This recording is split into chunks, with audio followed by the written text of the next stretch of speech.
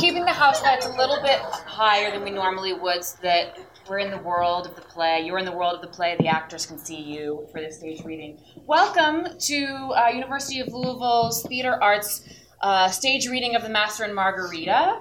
My name is Rachel Hilmer. I directed the stage reading today with our lovely 9 actors. So a couple of things before we start. First, please silence all your cell phones or devices that beep or make noise. And if you're going to have any candy, unwrap it now. And there will be a 20-minute talkback directly after the reading. The reading is about an hour and 20 minutes or so you're not going to take an intermission or a break. And enjoy the reading, everyone. And now I'm going to turn you over to our dramaturg, Jonna Siegel. Mikhail Bulgakov's The Master and Margarita, adapted by Misha and Jana Goldentul. My name is Casey Moulton, and I will be playing... Sit down again. You can see, we only had one rehearsal.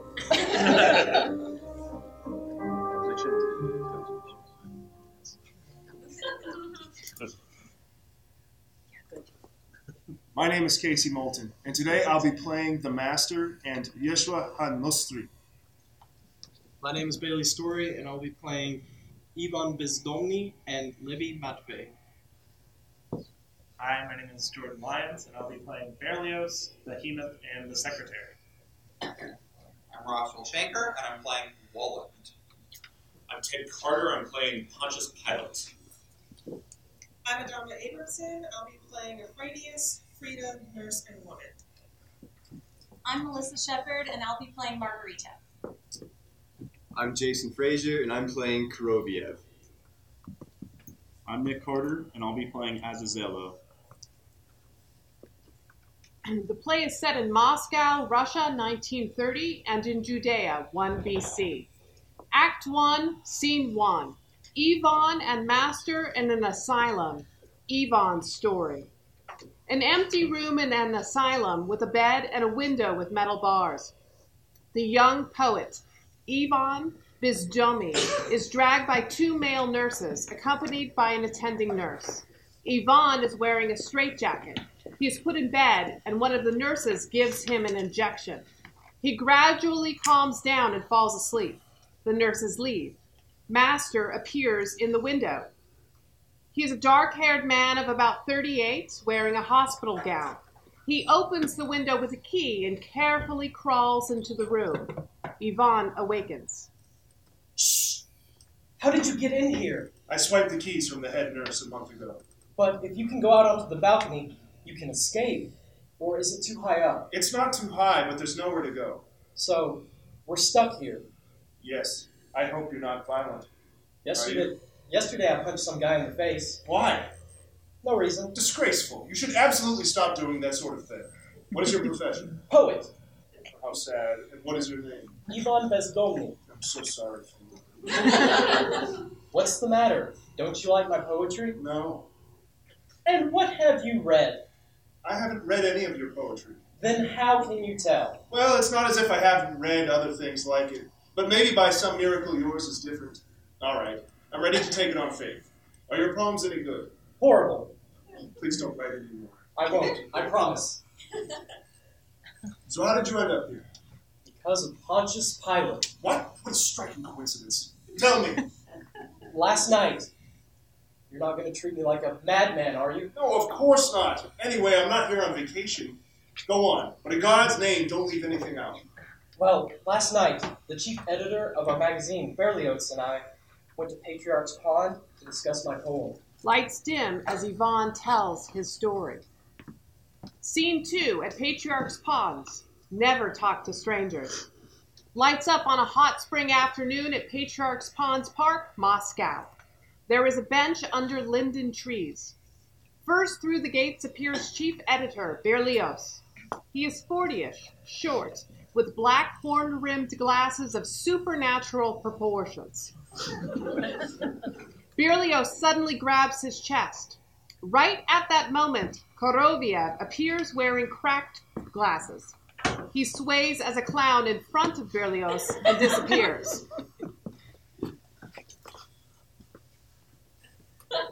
What the devil?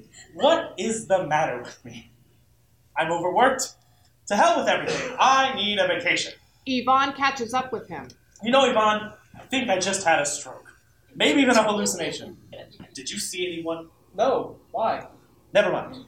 We ordered an anti-religious poem about Jesus Christ, and though you've done a good job showing all sorts of negative traits in Jesus' personality, you're missing the point. There's not a single Eastern religion where a virgin does not, as a rule, deliver a god into the world. And the Christians, displaying no originality whatsoever, followed the same pattern when they created their Jesus, who in fact never existed at all. You realize, of course, that absolutely nothing written in the Gospels ever happened in actual fact. And that's where you have to put your main emphasis. Woland appears. He is tall, well-dressed, carrying a stick with a knob shaped like a poodle's head. He looks to be a little over 40 and speaks with an accent that changes and sometimes disappears. Some things, Yvonne, you describe very well and satirically, like the birth of Jesus, the Son of God. But the fact is that a whole host of sons of God were born even before Jesus, and in reality, none of them, including Jesus, were ever born or even existed. So instead of describing his birth or, say, the coming of the Magi, you should describe all the nonsense that was said about it. Otherwise, your account seems to suggest that he really was born. Please excuse me for presuming to speak to you without an introduction, but the subject of your scholarly discussion is so interesting that... May I join you? Was I mistaken when I heard you say that Jesus never existed on Earth? No, you were not mistaken. That's exactly what I said. Oh, how interesting. And do you agree with your friend? You bet. Astonishing. Excuse my persistence, but did I understand you to say that you don't believe in God either? I swear I won't tell anyone. That's right. We don't believe in God, but we can talk about it freely and openly. You mean you're an atheist? Yes, we are. Charming. In our country, atheism comes as no surprise to anyone. The majority of our population made a conscious decision long ago not to believe in fairy tales about God. Allow me to thank you with all my heart. What are you thanking him for? For very important information. But may I ask what you make of the proofs of God's existence, of which, as you know, there are 5? All those proofs are worthless. Surely you would agree that logic dictates there is no proof of God's existence. Bravo! You've agreed with that restless old sage, Immanuel Kant. But here's the catch. He completely demolished all 5 proofs, and then, in self-mockery, constructed a 6th proof, all his own. Kant's proof is also unconvincing. It would only satisfy plebes. It is simply laughable. This guy Kant ought to get 3 years in Siberia. Exactly! As I told him at breakfast, as you please, Professor, but you've contrived something totally absurd. True, it may be clever, but it's totally incomprehensible. People will laugh at you. At Kant. With breakfast? Are we talking about Kant, the philosopher who died over 100 years ago? Yes, indeed. But he can't be sent to Siberia, because for more than 100 years now, he's been somewhere far more remote than Siberia. And there's no way of getting him out of there, I assure you. Too bad. I couldn't agree more. But this is what disturbs me. If there is no God, then the question is, who is in control of man's life and the whole order of things on earth? Man himself is in control. But in order to be in control, you have to have a definite plan for at least a reasonable period of time. So how can man be in control if he can't even draw a plan for a ridiculously short period of time, say 1,000 years, and be unable to ensure his own safety for even the next day? And suppose you were to start controlling others and yourself, and just as you developed a taste for it, you suddenly, well, got, say, a sarcoma. Yes, a sarcoma. There goes your control. No one's fate is of any interest to you except your own. Everyone around you starts lying to you. You, sensing that something is wrong, run to physicians, then to quacks, and then maybe even to fortune tellers in the end. And going to any of them is pointless, and it all ends tragically. That same fellow who not so long ago supposed that he was in control of things ends up lying stiff in a wooden box. And those present, realizing that he is no longer good for anything, cremate him in an oven. Even worse things can happen. A fellow will have just decided to take a vacation.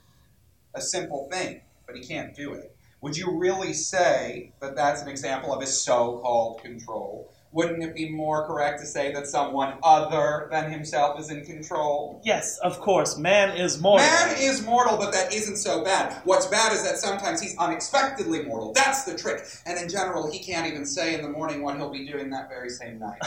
Well, that's a bit of an exaggeration. I know more or less what I'll be doing this evening, unless a brick falls on my head on Bronia Street. The brick doesn't just fall on someone's head out of nowhere. I can assure you that a brick poses no threat whatsoever. You will die another kind of death. And you know just what that will be. And you will tell me. Yes, gladly. 1, 2, Mercury in the second house. The moon is set. 6, misfortune. Evening 7, Aquarius. Your head will be cut off. By whom? Enemies? Foreign spies? No, by a Russian woman, a member of the Communist Party. It's highly unlikely. But that's how it is. I wanted to ask you what you would have been doing this evening, if it's not a secret. It's not. First, I am going home to my place on Sadovia, and then at 10 there's a meeting of the Literary Association, which I'll be chairing. No, that cannot be. Anushka has already bought the sunflower oil and spilled it as well, so the meeting won't take place.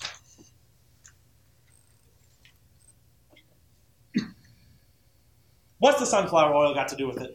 And who's Anushka? Here's what the sunflower oil has to do with it. You haven't, by chance, spent some time in a mental hospital? Yvonne! I have indeed, and more than once. And where haven't I been, Yvonne? And could you wait a minute? I'd like to have a word with my colleague. Oh, by all means. It's so pleasant here, and I'm in no hurry to go anywhere. Look here. He isn't a tourist at all, but a spy. Has to see his papers or he'll get away. You really think so? Mark my words. He's playing the fool in order to pump us for information. Come on, let's grab him or he'll get away. The stranger is already standing and pulling out his business cards. Excuse me, but in the heat of our discussion, I neglected to introduce myself. Here is my card, my passport, and my invitation to come to Moscow as a consultant. I'm a specialist in black magic. I'm very pleased to meet you. And is that in the capacity for which you were invited? Yes, that's right. Well, so you're a historian then? Yes, I'm a historian. This evening, some interesting history will take place around here at this park. Keep in mind that Jesus did exist. You know, we respect your great knowledge, but we happen to have a different point of view regarding this idea. No points of view are necessary. He simply existed, and that's all there is to it. But surely some proof is required. No proof is required. It's all very simple. Early in the morning on the 14th day of the spring month of Nisan, wearing a white cloak with a blood-red lining and shuffling with his cavalryman's gait into the roofed colonnade that connected the two wings of the palace of Herod the Great, walked the procurator of Judea, Pontius Pilate. As he speaks, the lights gradually dim. Scene 3. Pontius Pilate, the truth. Judea, the palace of Herod the Great. The procurator, or governor, Pontius Pilate, enters, followed by a secretary carrying several scrolls. Oh, gods, why are you punishing me? The smell of rose oil has pursued me since dawn. Everything now points to a bad day. No, there's no doubt about it. It's back again. The headache. There's no relief. Pilate sits in an armchair looking straight forward. The secretary takes notes on the interrogation. Is he from Galilee? Yes, procurator. Bring in the accused. The secretary leaves and brings in the accused, who is about 27. His hands are tied behind his back. So it was you who incited the people to destroy the temple of Jerusalem. Kind man, believe me. Is it he you are calling kind man? You were mistaken.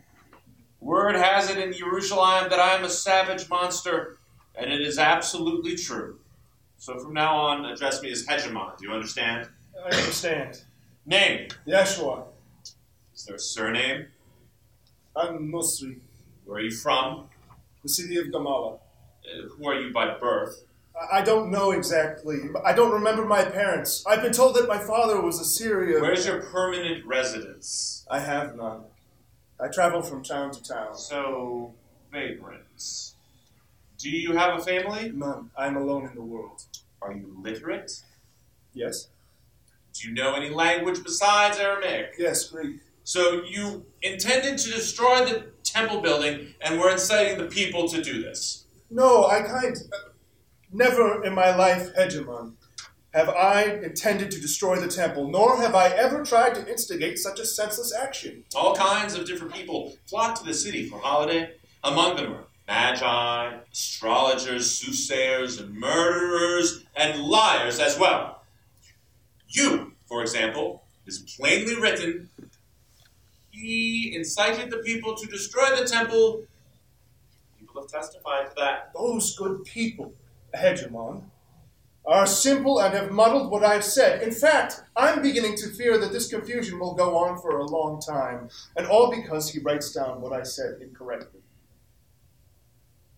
I will tell you again, before the last time, stop pretending to be ignorant. No, not much has been recorded against you, but it is enough to hang you. No, Hegemon. There's someone who follows me around everywhere, always writing on a goatskin parchment. And once I happened to see the parchment and was aghast. Absolutely nothing I had written there did I ever say. I begged him, for God's sake, burn your parchment. But he snatched it out of my hands and ran away. And who was he? Levi Matvey. He was a tax collector, and I first met him on the road to Bethphage at the palace, at the place where the fig orchard juts out at an angle. And I struck up a conversation with him. At first he treated me with hostility and even insulted me. That is, he thought he was insulting me by calling me a dog. I personally have no bad feelings about dogs that would make me take offense at the name. However, after he heard me out, he began to soften. Finally, he threw his money down on the road and said that he'd come traveling with me. Oh, city of Jerusalem, what tales it can tell. Do you hear that? A tax collector who throws his money on the road. But he said that money had become hateful to him ever since. Levi. Then he has been my traveling companion. Levi Matvey, you say? Yes, Levi Matvey. But still, what was it you said about the temple to the crowd at the marketplace? I said, Hegemon, the temple of the old faith will fall, and that a new temple of truth will be created. I said that way to make it easier to understand. Why did you, a vagrant, stir up the crowds in the marketplace by talking about truth? You have no conception what it is. What is truth? The truth is, first of all, your head aches so badly, in fact, that you're having faint-hearted thoughts about death. Not only are you too weak to talk to me, but you're even having trouble looking at me. That I, at this moment, am your unwilling executioner upsets me. You can't think about anything. And the only thing you want is to call your dog, the only creature, it seems, whom you are attached. But your sufferings will soon end, and your headache will pass. Secretary stumbles and drops his writing. Well, the pain is gone. It's all over. And I'm very glad that it is. I would advise you, Hegemon, leave the palace for a short while and take a stroll somewhere in the vicinity. Perhaps in the gardens of Mount Elion. There will be a conversation. Later in the evening. The walk will do you a lot of good. I would be happy to accompany you. Some new ideas have come to me, which may, I think, be of interest to you. And I would be especially happy to share them with you, since you strike me as being a very intelligent man. The trouble is that you are too isolated and have lost all faith in people. After all, you will agree, one shouldn't lavish all one's attention on a dog. Your life is impoverished, Hegemon. Untie his hands! Tell the truth. Are you a great physician? Lights dim as we return to Patriarch's Ponds Park. Scene 4. At Patriarch's Ponds, the 7th proof. Evening, sounds of streetcars. Your story is extremely interesting, Professor, even if it bears no relation to the gospel account. I beg your pardon. You of all people should know that nothing written in the Gospels ever happened. And if we start citing the Gospels as a historical source... That's true, but I'm afraid no one can confirm that what you told us actually took place either. Oh, no, there is someone who can confirm it. The fact is, I myself witnessed the whole thing. I was there on Pontius Pilate's balcony and in the garden, but I was there in secret, incognito, so to speak. So I beg you, keep it quiet and don't breathe a word to a soul. You've been in Moscow how long? I just arrived this minute. Yes, but of course it's all possible, more than possible. The whole thing, Pontius Pilate, the balcony, breakfast with Immanuel Kant, all the rest of it. Did you come alone, or did you come with your wife? Alone. Alone. I'm always alone. But where are your things, Professor? At the Metropole? Where are you staying? Where am I staying? Nowhere. But where will you be living? In your apartment. I would be delighted, but you would no doubt be uncomfortable at my place. Besides, the rooms at the Metropole are superb. It's a first-class hotel. And the devil doesn't exist either? And the devil There is no devil! Are you crazy? Stop acting like a lunatic! Well now, this is getting really interesting. What is it with you two? No matter who I mention, you say they don't exist. So, then, you're quite sure he doesn't exist. Just calm down, Professor. Just sit here for a moment with Comrade while I run to the corner and make a call. And then we'll take you wherever you want to go. You don't know the city. You want to make a call? Fine, go ahead. But before you go, I beg of you, at least believe that the devil exists. I ask no more than that. Keep in mind that for this, we have the 7th proof, the most reliable of them all. And you are about to get a demonstration. Fine. Berlioz starts for the phone outside the park. On the way out, Koroviev, with his broken glasses, runs into him. Looking for the turnstile, mister. Right this way. Go straight ahead and you'll come out in just the right place. How about a little something for showing you the way? A nut for a pint? How about a former choir master get back on his feet? Berlioz runs off stage. Sounds of a streetcar are heard, then the streetcar's brakes. Berlioz's severed head rolls on stage. The sounds of hysterically screaming women are heard. Ivan moves towards the noise. Sounds of militia and an ambulance. Koroviev steals Berlioz's head. A woman is overheard. Anushka! Our Anushka! She was coming from Sadovia Street. It's her doing. She got some sunflower oil at the store, then went and smashed a liter of it on the turnstile, made a mess of her skirt. She swore, and he, poor man, he must have slipped and fallen on the rails. Anushka. Wait. Sunflower oil? Pontius Pilate? How can it be? He said the meeting wouldn't take place because Anushka had spilled the oil. And that was the least of it.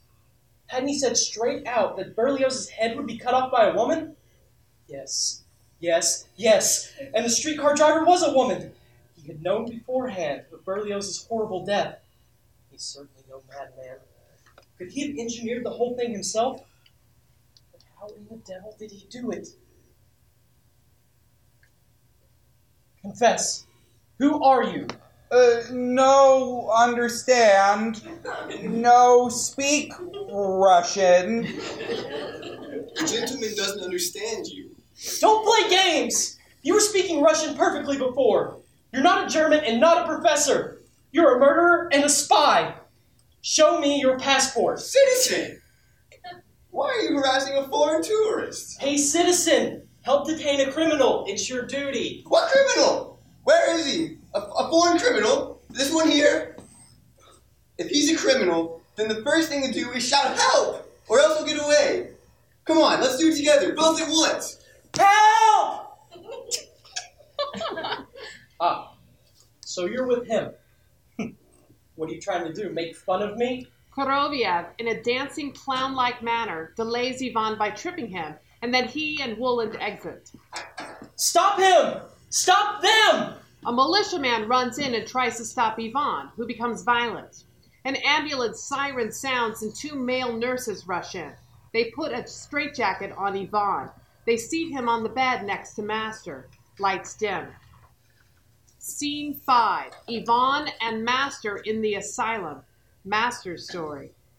So that means Roland really could have been with Pontius Pilate, doesn't it? Since he was already alive then, right? They call me crazy. Let's face it. You and I are both mad. There's no denying it. You see, he shook you up and you lost your mind because you obviously had tendencies in that direction to begin with. But there's no doubt at all that all you told me really did happen.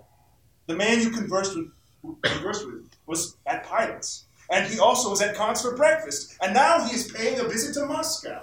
Yes, and the devil only knows what he'll do here. Shouldn't we try and catch him? You already tried that, and look where it got you. I wouldn't advise others to try it either, but rest assured you'll cause more trouble. Oh, how annoying it is that you were the one to meet him and not I. I swear I would have given up the head nurse's keys for a meeting like that, and they're all I have to give up. But what do you need the devil for? You see, strangely enough, I'm in here for the same reason you are. Because of Pontius Pilate. The fact is that a year ago I wrote a novel about Pilate. You're a writer?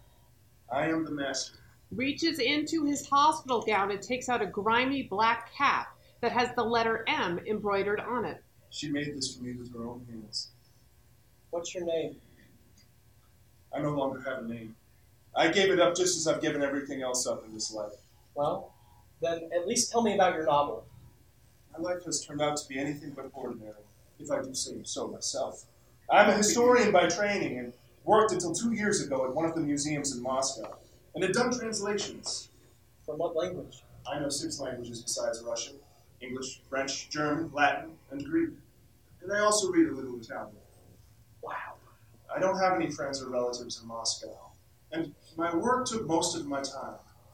I always wanted to write a novel, and then imagine, one day, I won 100,000 rubles. You can imagine my surprise. After winning, I bought some books, moved out of my communal apartment. What a shithole that was. I rented 2 rooms from a private owner in the basement of a small house with a garden on a small street near Arbat. Ivan exits. As the master speaks, the room he describes appears.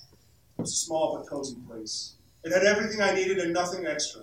A bed, a table with a lamp, a small stove, and lots of books. I quit my job at the museum and began to write a novel about Pontius Pilate. That was a golden age. It was a completely private apartment, with its own entrance, and a sink with running water, and a small window looking out on a garden of lilac bushes. The smell of lilacs was intoxicating. I was becoming lightheaded from exhaustion, and Pilate was flying to an end. I already knew the last words of the novel would be, the 5th procurator of Judea, the knight Pontius Pilate. And then last spring, something happened that was far more entrancing than winning up 100,000 rubles. I met her. Margarita enters carrying a bouquet of yellow flowers. Do you like my flowers?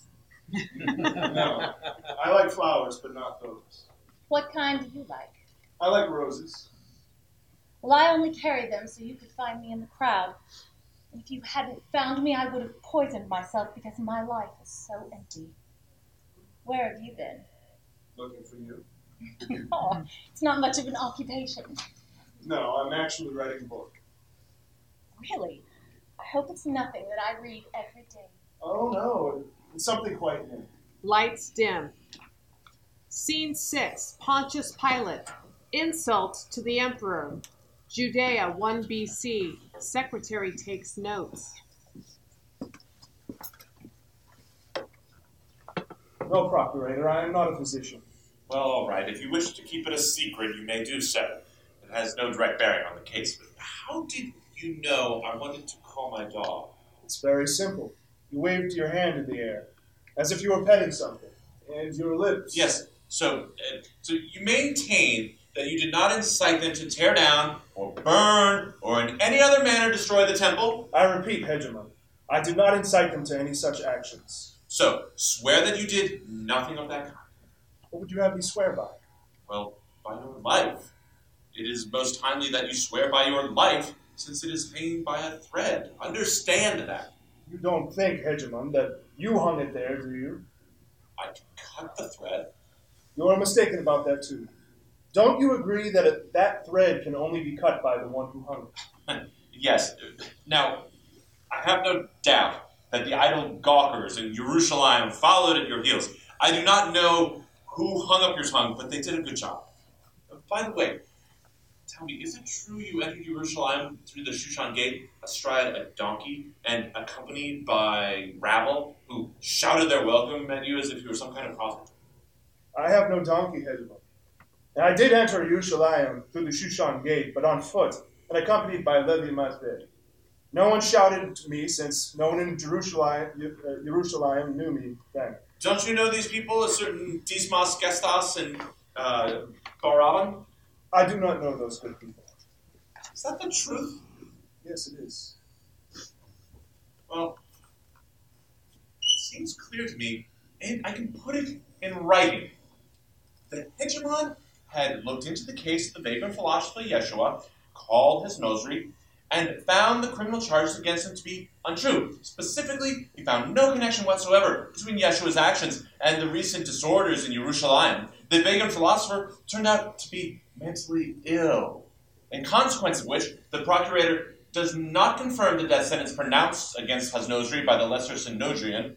However, in view of the fact that Hasnosri is insane, utopian speeches might cause unrest in Jerusalem.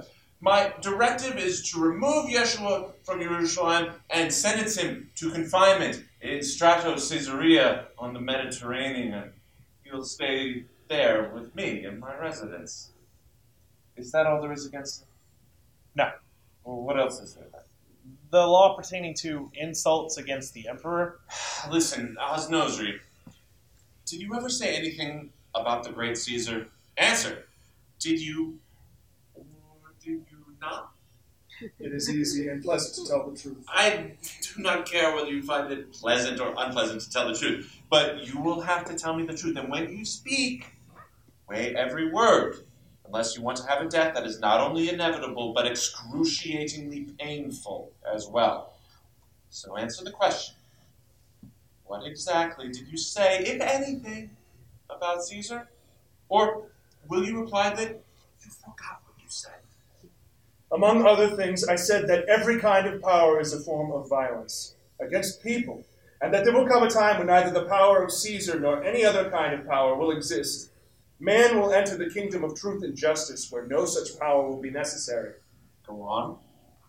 There was nothing more. There is not! Never has been, and never will be, any greater and finer power on earth than the power of Emperor Tiberius, and it is not for you, insane criminal, to debate it! Leave me alone with the criminal. This is a matter of the state. And the kingdom of truth will come. It will, Hegemon. It will never come! Criminal! Yeshua Hasnosri, do you believe in any gods? There is one God, I believe in him. Then pray to him. Pray as hard as you can, but it won't help. Do you have a wife? No, I'm alone. Couldn't you let me go? I can see they want to kill me. Do you suppose that a Roman procurator will release a man who said what you said about Caesar? Or do you think I am to take your place? I do not share your ideas, and listen to me. If after this you say even a word, or try to talk to anyone, beware. Hegemon. Be quiet! Secretary! I confirm the death sentence passed by the Lesser Synodrian upon the criminal Yeshua Hasnosri. Take him away. Secretary takes Yashua away. Lights dim. Scene 7. Master's apartment. Manuscript destroyed. The fire in the stove is on. Master enters. He is carrying a pack of newspapers and a folder with the novel's manuscript. At first, editors are shaken and knocked from their everyday hypnotic daily routine. Nothing like this ever comes across their desks. The topic seems crazy and absurd. It goes against the grain and very fiber of their existence. When they read my manuscript, they realize it implicates them and throws a shadow of doubt on their loyalty. It scares them. Even the most experienced ones are unable to control the momentary shock on their well-groomed faces. It makes them enraged, and they blanket their fear and attacks on me and my work. Cowards protecting their livelihood. How dare I shake them out of their willing hibernation? The country of scared people. Puppets with dead souls. They are all after me. Master starts collecting the manuscript pages and in insane rage throws them into the stove. He runs off stage. Lights out. Scene 8. Azazello. Invitation to the ball. A bench at the Patriarch's Ponds Park. Margarita is in the park holding a few pages of Master's novel. The darkness that had come in from the Mediterranean covered the city so detested by the procurator. The hanging bridges which connected the temple with the fearsome Antonia Tower had disappeared, and an abyss descended from the sky, covering the winged gods above the Hippodrome, the Hasmonean Palace and its embrasures, the bazaars, alleys, and pools. Yerushalayim, the great city, vanished as if it had never existed. If you've been exiled, why haven't you let me know? People do manage to let others know. Have you fallen out of love with me? No, that somehow I can't believe that. That means that you were exiled and died. Then I beg you, release me. Give me the freedom to live and to breathe. Margarita looks out as a funeral procession is passing outside the park. How depressing this music is. I'd sell my soul to the devil if I could only find out if you were still alive or not. Who are these people? Azazello appears.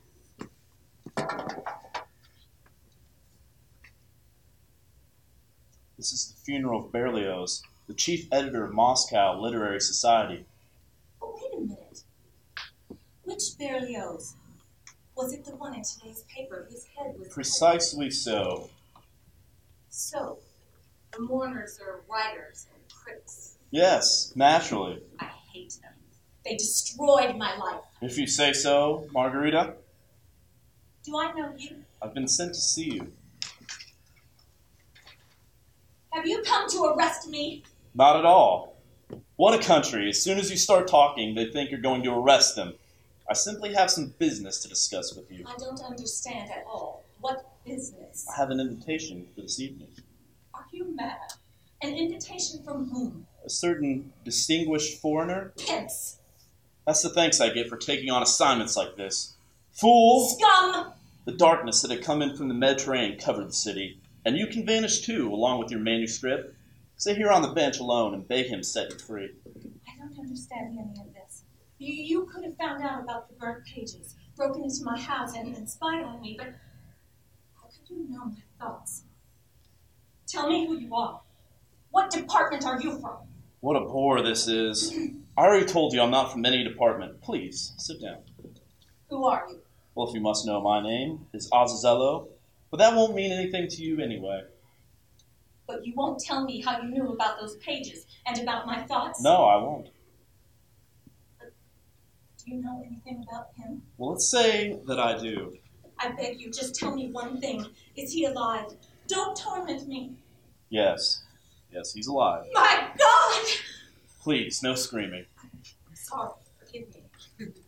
You will admit, though, that when someone on the street invites a woman to go somewhere, I mean, I'm not prejudiced, I assure you, but I never see any foreigners. I have no desire to socialize with them. I mean, I don't. Please, my invitation is from a foreigner who is perfectly respectable, and not a soul will know about your visit. I can promise you that. But what does he need from me? You'll find that out later. I see I'm supposed to sleep with him. That would, I can assure you, be the answer to any woman's dream. But I must disappoint you, that won't happen. But who is this foreigner? And why should I have any interest in seeing him? A great interest indeed. You'll have the opportunity Can to... I get news of him then? Then I'll go. I'll go anywhere you want. A troublesome race, these women. Why did they send me on this job? Behemoth should have gone. He's the charming one. Stop trying to mystify me and torment me with your riddles. I am an unhappy person, and you're taking advantage of that. I may be getting involved in something strange. But if I am, I swear it's only because you tempted me with your talk of him. My head is spinning from all these things I just don't understand. Don't make a scene, please. You should put yourself in my position, kicking some bureaucrat, firing an old-timer, shooting someone, or anything along those lines. That's my real specialty. But talking with a woman in love? No, thank you. I've been trying to talk you into this for half an hour now. So, will you go? I'll go. But I know perfectly well that I'm being bribed and lured into some shady business, which I'll have to pay for. But I'll do anything for his sake. Because there's no hope left for me in this world. That's it. I'm not dealing with this hysterical nonsense. Let them send Behemoth. No, I agree to everything. I'd agree to go to the devil and back. Lights out. Act 2, Scene 1, before the ball. Margarita meets Woland. Berlioz's apartment turned into Woland's temporary residence. Darkness. Two faces, barely illuminated by a lantern, move across the stage. They are Margarita and Korovia, with his broken glasses and wearing tails. I was ready for anything except this. Has their electricity gone out? And the size of this place. How can all this be crammed into a Moscow apartment? It's simply not possible. You're surprised there's no light? You think we're economizing? No, not at all. It's simply that Sire doesn't like electric light, and we turn it on only at the last moment. And then, believe me, there will be no shortage of light. In fact, it would probably be better if there were less. Now, what surprises me the most is where you found all of this space. The simplest thing of all. Anyone familiar with the fifth dimension has no trouble expanding their residence to whatever size they wish. I have known people who have no idea about the fifth dimension, but who worked wonders when it came to expand their residence. Take, for example, the Moscovite I heard about, who got a 3-bedroom apartment on Arbat Street and then turned it into 4 rooms in a flash without knowing anything about the fifth dimension by dividing one of the rooms in 2 with a partition. He then proceeded to exchange his one apartment for 2 separate apartments in different sections of Moscow, one with 3 rooms, the other with 2. That makes 5 rooms in all. Then he exchanged the 3-room apartment for 2 separate 2-room apartments, and thus, as you can see, became the possessor of 6 rooms. Though it's true they were all scattered over Moscow. But the business, Margarita. You are a very intelligent woman and have naturally already guessed who our host is tonight. Well, then every year the Sire gives one ball. It is called the Spring Ball of the Full Moon, or the Ball of 100 Kings. A huge crowd attends, but I hope you'll soon see that for yourself. And so, His Majesty is a bachelor, as you, of course, understand. But he needs a hostess. Will you accept? I accept. Then we're done. Please follow me. Koroviev and Margarita start walking again. As they walk, she stumbles, shudders, and slightly screams. Don't be frightened. And may I be so bold as to offer you advice, Margarita? Never be afraid of anything. That's unwise. The ball will be lavish. We'll see some people who possess vast power in their day, but truly, when one thinks how microscopically small their resources are compared with the resources of the one I have the honor to serve, then it becomes ridiculous and what I even say, pathetic. And besides, you yourself are of royal blood. Royal blood?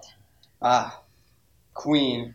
Questions of blood are the most complicated in the world. And if I might say so, esteemed Margarita, I would not be remiss to draw an analogy to a capriciously shuffled deck of cards. There are things in which neither class distinctions nor national boundaries have any validity whatsoever. One of the queens of France would be surprised to see that I am leading by the hand her great, great, great granddaughter. As Koroviev and Margarita approach the bedroom, lights gradually go up. In the middle of the room is a bed covered with crumpled sheets. In front of the bed stands an oak table.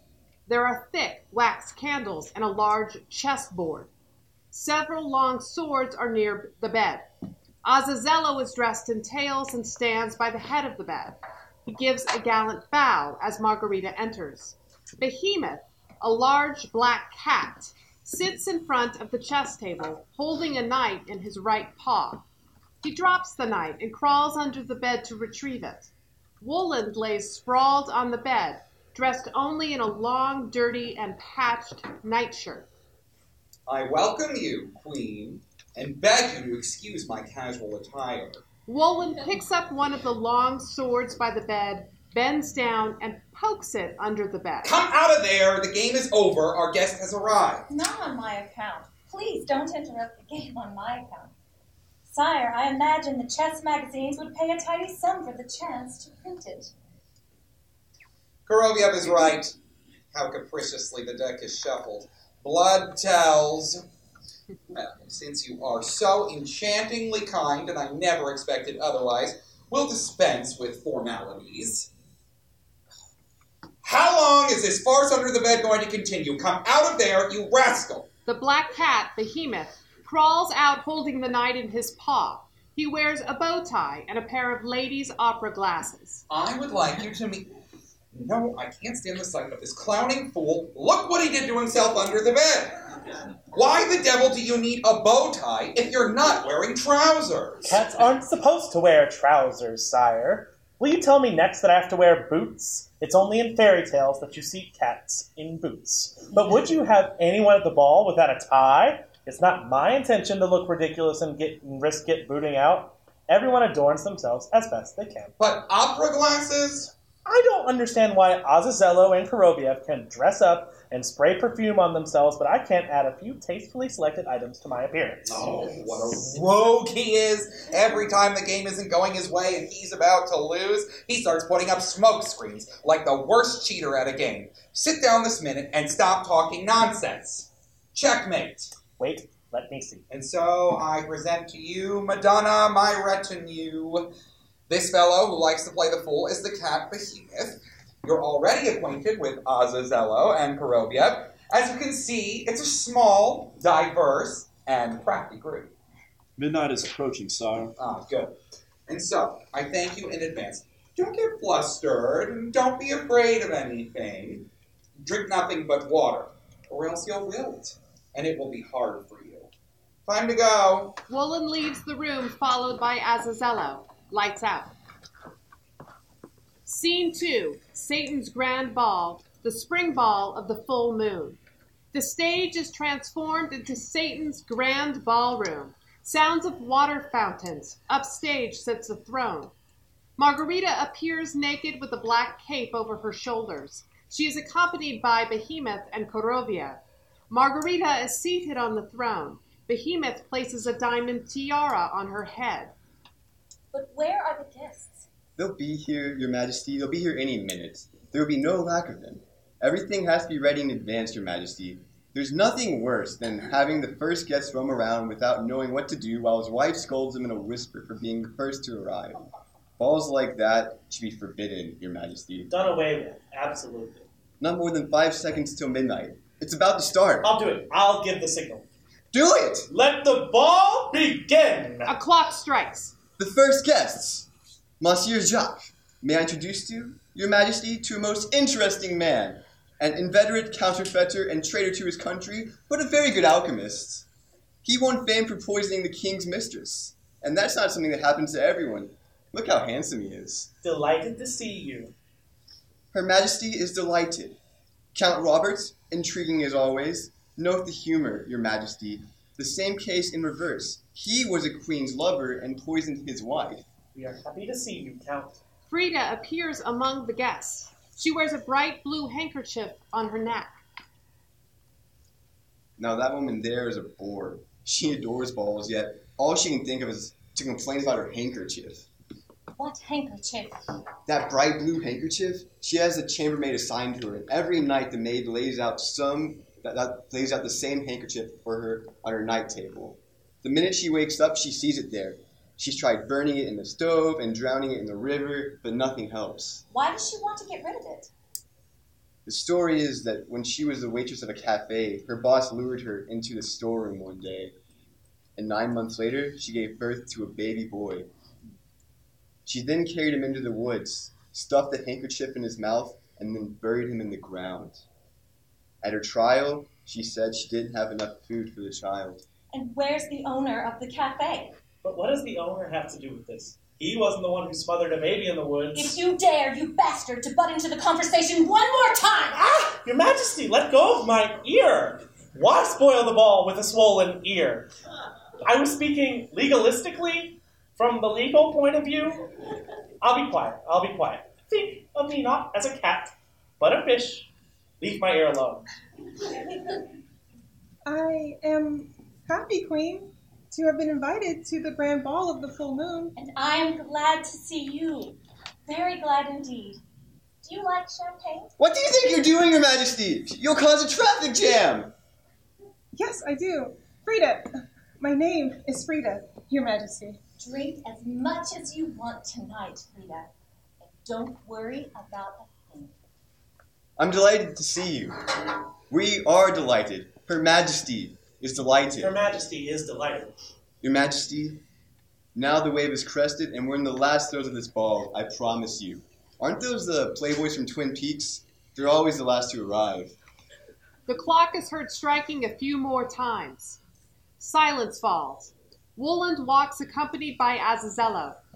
Wooland wears the same dirty, patched nightshirt, tattered slippers on his feet. He carries a sword, but uses it as a cane. Azazello carries a black coat and with a goblet with red liquid. He places the cloak on the pedestal. Azazello takes away the cloak and reveals the severed head of Chief Editor Berlioz. His head comes alive and turns to Wooland. Everything came true, didn't it? Your head was cut off by a woman, the meeting never took place, and I'm living in your apartment. That is a fact. And a fact is the most stubborn thing in the world. But now we're interested in facts to be, rather than already accomplished facts. You were always an avid proponent of the theory that after death a man's life comes to an end. He turns to dust and departs into non-being. I have the pleasure of informing you, in the presence of my guests, although they actually serve as proof of a different theory altogether, that your theory is both incisive and sound. However, one theory is as good as another. There is even a theory that says that to each man it will be given according to his beliefs. Oh, may it be so. You are departing into non-being, and from the goblet into which you are being transformed, I will have the pleasure of drinking a toast to being. Wooland raises his sword and Behemoth covers Berlioz's head. Ladies and gentlemen, I drink to your health. Wooland offers the goblet to Margarita, who steps down from the pedestal and picks up the goblet. She sways, but Koroviev is near to give her a hand. Drink. Don't be afraid, Your Majesty. Don't be afraid. The blood has already seeped down into the earth, and where it's spilled, clusters of grapes are already growing in their place. Margarita drinks from the goblet. The clock is heard striking a few more times. Lights out. Scene 3. After the ball, the liberation. Berlioz's apartment. Wooland is sitting on the bed. Koroviev and Azazello are sitting at the table. Nestled in next to them is Behemoth. Swaying, Margarita walks from the darkness into the room. Wow, now, did they wear you out completely? No, sire. Noblesse oblige. Behemoth pours Margarita some clear liquid into a small, ornate glass. Is that vodka? Excuse me, Your Majesty. How could I offer vodka to a lady?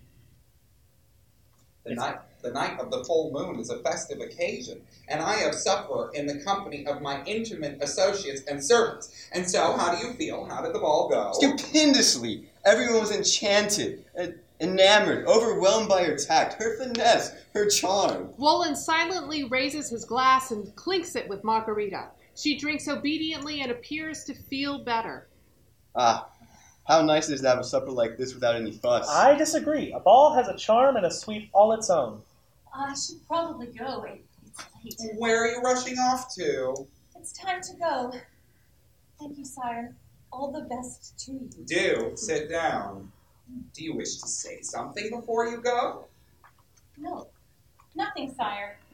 Except, of course, that if you still have need of me, I'm happy to be of service. I'm not in the least bit tired and thoroughly enjoyed myself at the ball, so much so that if it had lasted longer, I would have been glad to preside over thousands more murderers worshipping. Bravo! You're right. That's the way. That's the way. We've been testing you. Never ask for anything. Not ever. Not for anything. Especially from someone who's more powerful than you are. They will offer and grant everything themselves. Well, sit down, proud woman.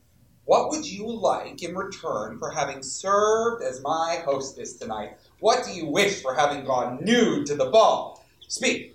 And do so without constraint, since it is I who have made the offer. Show courage. Use your imagination. Give it free rein. Just witnessing the death of Berlioz should earn someone reward. Well? So that means, then, that I can ask for one thing. Demand, my lady. Demand one thing. Frida. I want them to stop giving Frida the handkerchief that she used to smother her baby. What?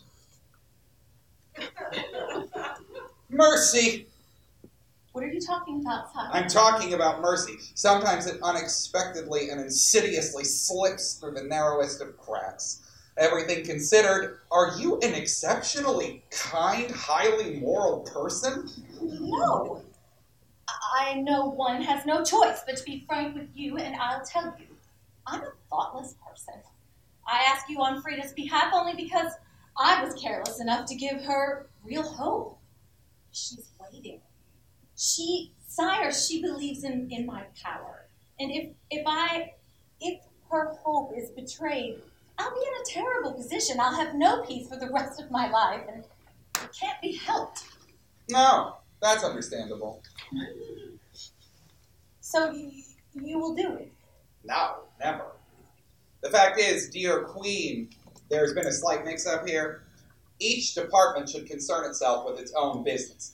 Now, I don't dispute that our resources are quite extensive, much more extensive than certain not very discerning people suppose. Yes, much more extensive. Shut up. Already done. But what sense is there in doing what is supposed to be the business of another department? And so I will not do it, but you shall.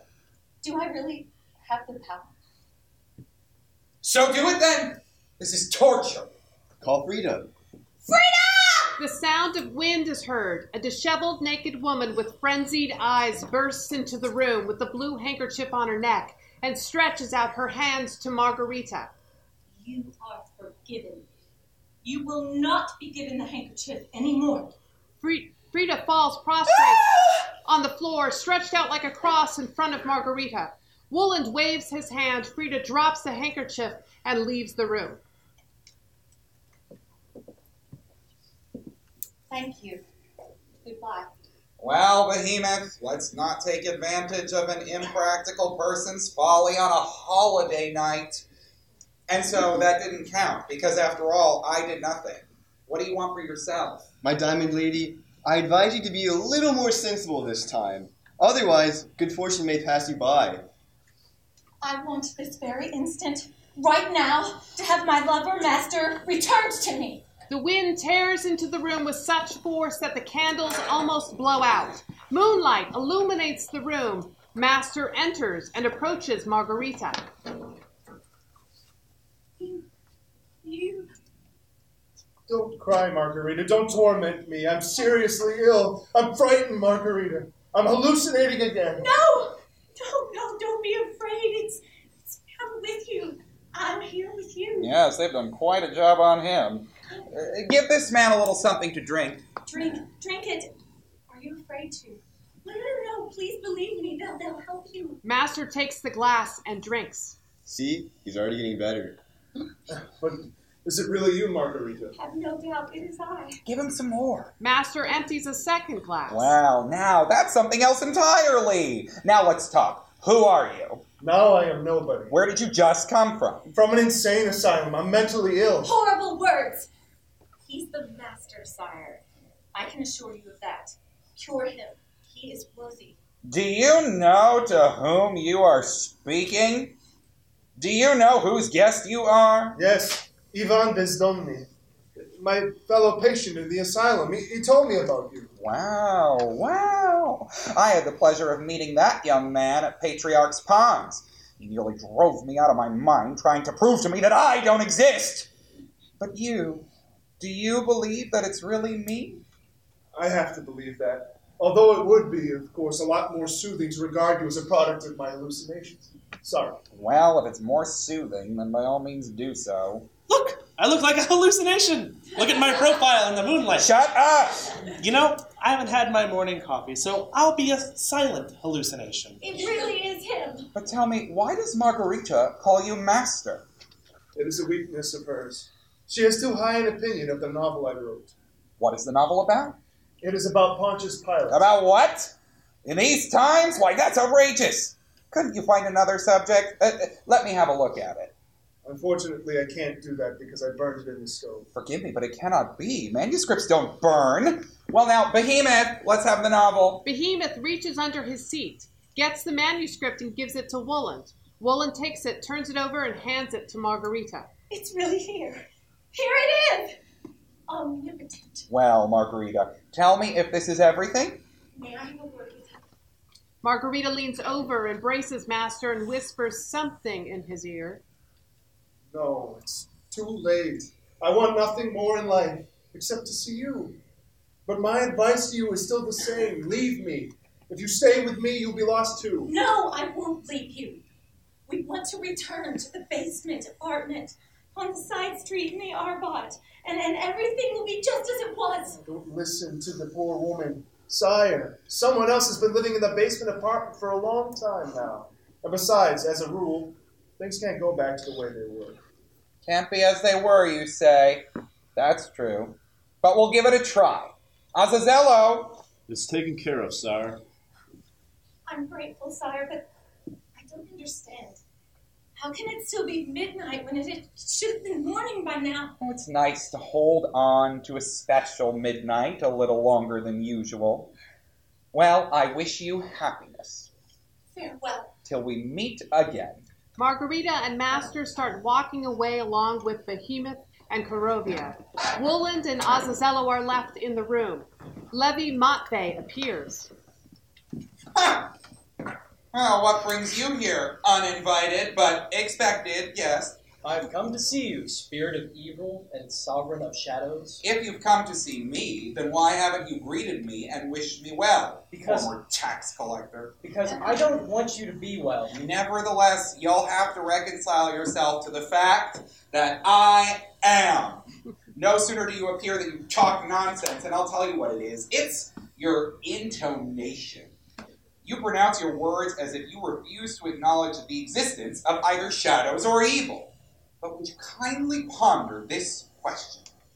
What would your good do if evil didn't exist? And what would the earth look like if all the shadows disappeared? After all, shadows are cast by things and people. Here is the shadow of my sword, but shadows also come from trees and from living beings. Do you want to strip the earth of all trees and living things just because of your fantasy of enjoying naked light? You're a fool. I won't argue with you, old sophist. You can't argue with me because of what I just said. You're stubborn. Well, tell me briefly, without tiring me, why have you appeared? He sent me. What did he order you to tell me, slave? I am not a slave. I am his disciple. We are speaking different languages as always, but that doesn't change the things we talk about. So? He has read Master's word and asked that you take Master with you and grant him peace. Is that so difficult for you to do? Nothing is difficult for me. But why doesn't he take him into the light? He has not earned light. He has earned peace. Tell him that it shall be done, and leave me. I ask that you also take the one who loved him and who suffered because of him. Oh, we would have never have thought of that without you. Get out. Levi Matve disappears, and Wooland turns to Azazello. Fly to them and arrange everything. Azazello bows and leaves. Wooland exits. Lights out. Scene 4. Pontius Pilate, Levi Matve. Judea, the palace of Herod the Great, late at night. Pilate sits on a bench next to a low table with jugs of wine and another bench unoccupied. Health and happiness to the procurator. Franius, are you here to tell me the mood of the city?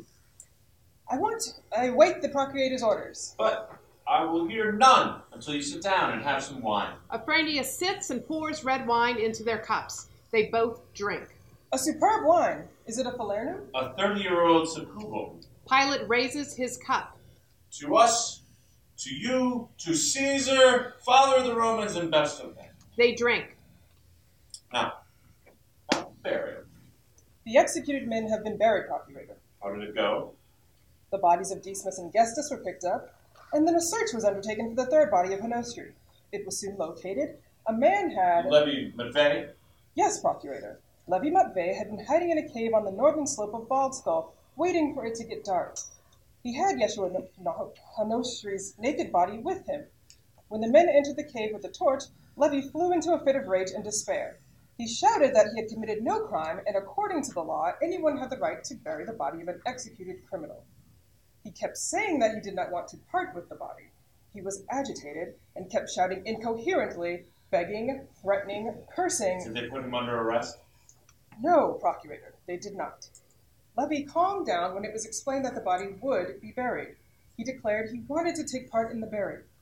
He said he would not go away even if they killed him, and even offered them a bread knife he had with him. My assistant allowed him to take part in the burial. If only I had foreseen it. I would have liked to have talked to this man. He is here, procurator. Well done, send him in. Afranius brings in Levi Matve and leaves.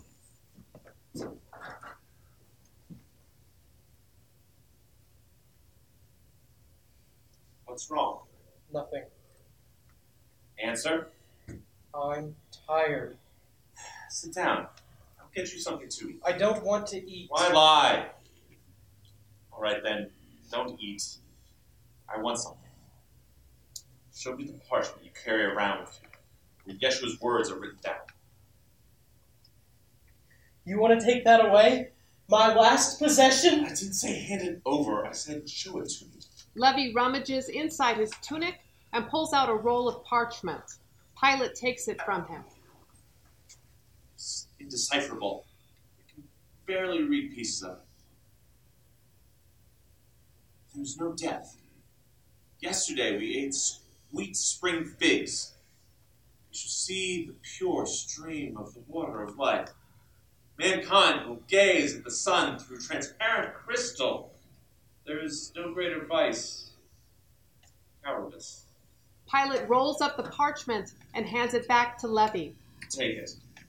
Would you like to stay and rest? No, I don't want to. Why? Do you find me unpleasant?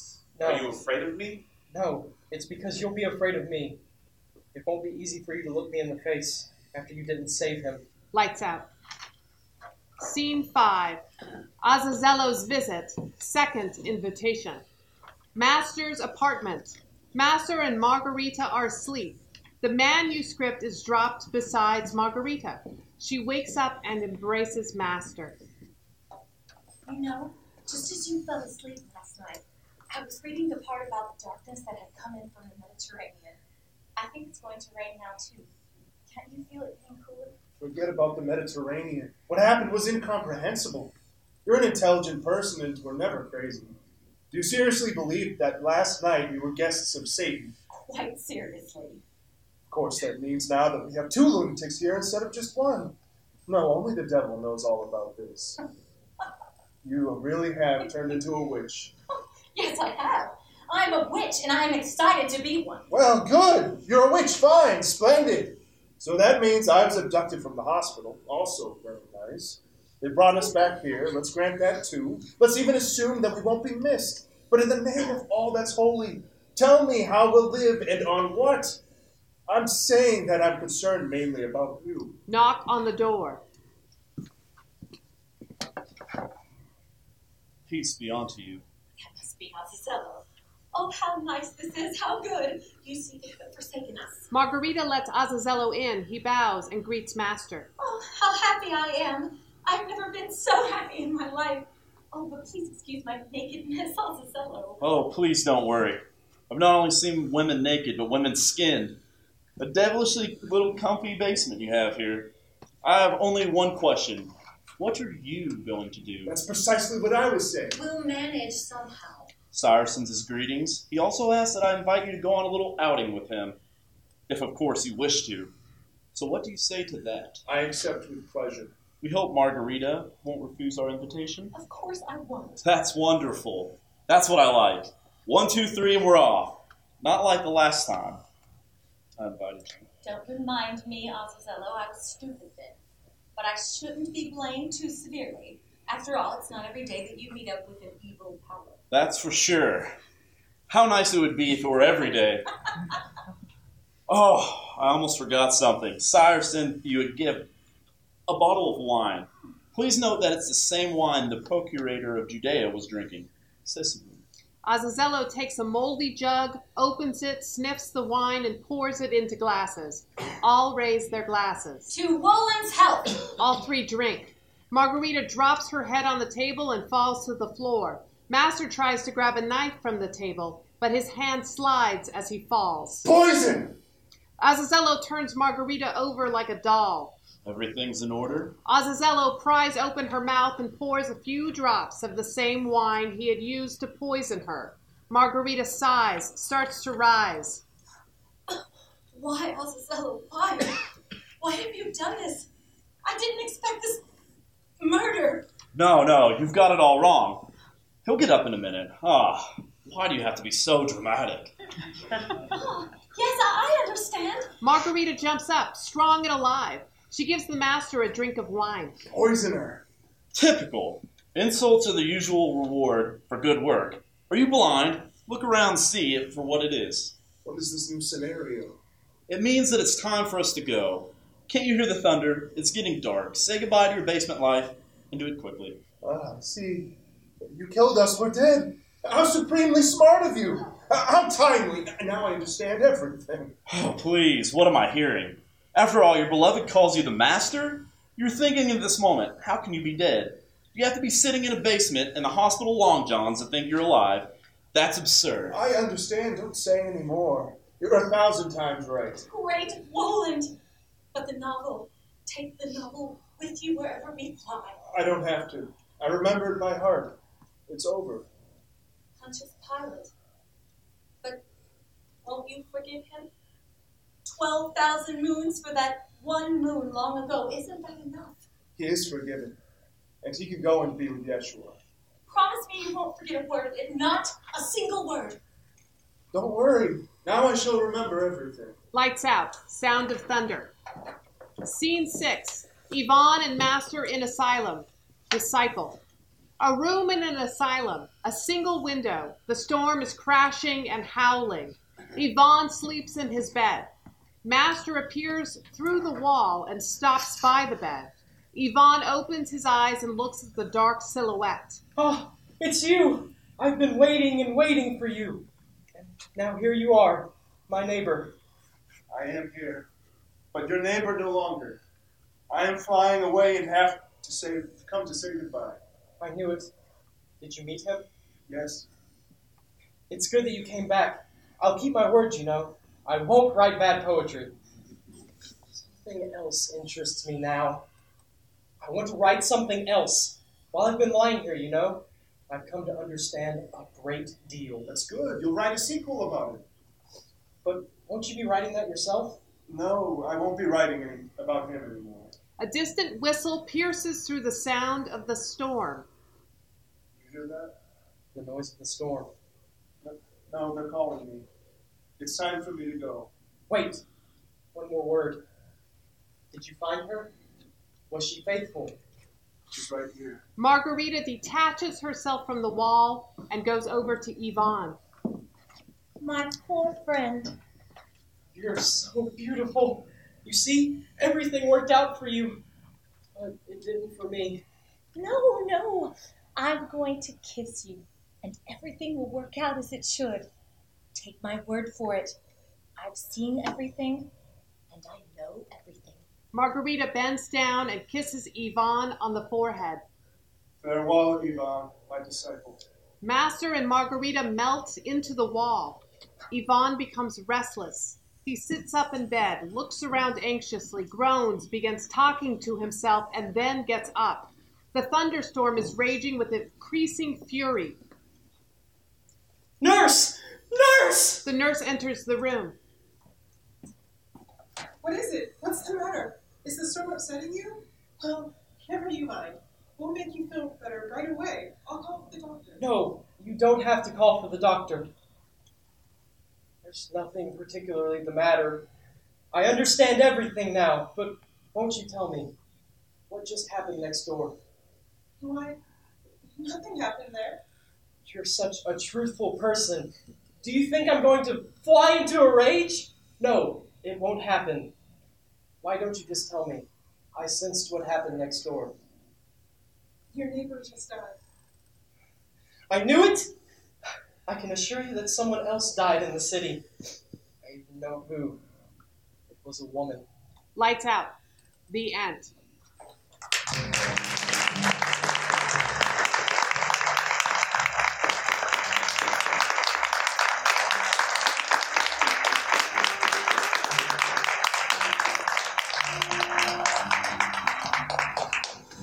Right. We're going to go immediately into our talk back. And I'm going to invite on stage our adapters, Jana and Misha.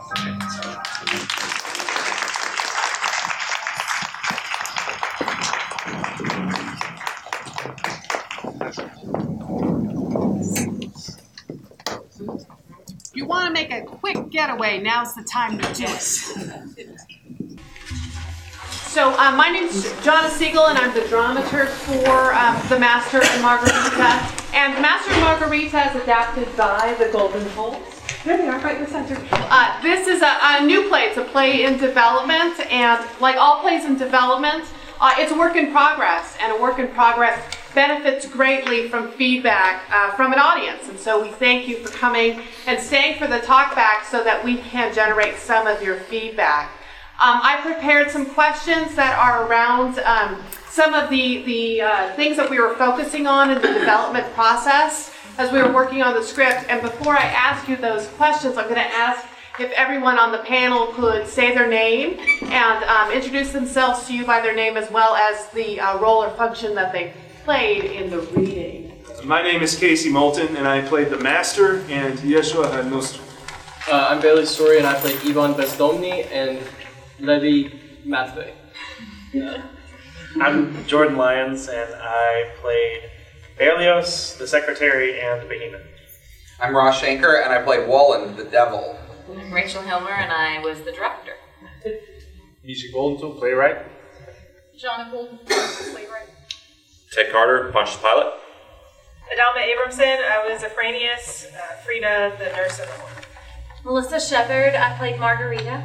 Jason Frazier, Kuroviev. Nick Carter, I played Azazello. This is that. So a lot of the things that we talked about in terms of play development conversations, we talked a lot about character, we talked a lot about plot and action, and we talked a lot about theme, different ideas that came to the fore through the script. And so I came up with some questions that are sort of hitting on those aspects of the script itself. And the first question I want to throw out to you all is, which character did you most identify with in the play that you just heard tonight? Was there any one particular character that you felt the strongest connection to, and why that character for you? Yes, thank you. Margarita. Margarita, why Margarita? Because there was a big mistake in many people who read this novel. They did pay attention that a very important part, the love. Love was missed, and this love of this woman to this man, and this man to this woman, impressed me very much. Right. And she just impersonated perfectly. So the love story for you is really the heart. Absolutely. Excellent.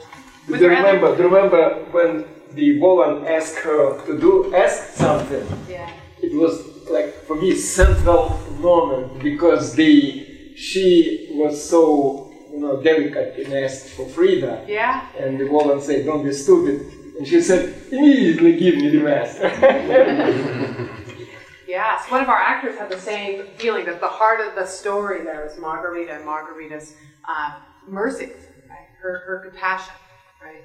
Were there other characters that other people felt most connected to? Yes. I really liked the conversation towards the beginning when they were debating the 5 proofs of the existence of God and Kant. This reminds me a lot of philosophy classes I've had. And yeah, that was just a really funny opening. Was there a particular character in that opening exchange that you most identified with?